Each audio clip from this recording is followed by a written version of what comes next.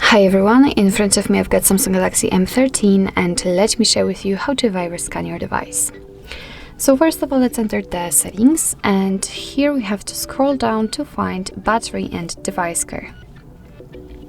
Now let's tap on device protection. As you can see, it is turned off, so let's tap on it and tap on turn on. Of course, here we've got the information that no threat has been found, but let's simply tap on scan phone in order to check it deeply. So as you can see, currently your device will scan itself, so it will scan all the apps which are currently installed on it and all files and so on in order to find any kind of malware or viruses.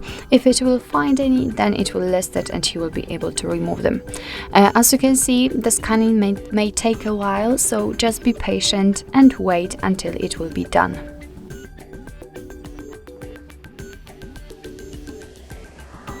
Okay, so as you can see, my device just finished the scanning, and in my case no threats has been found again.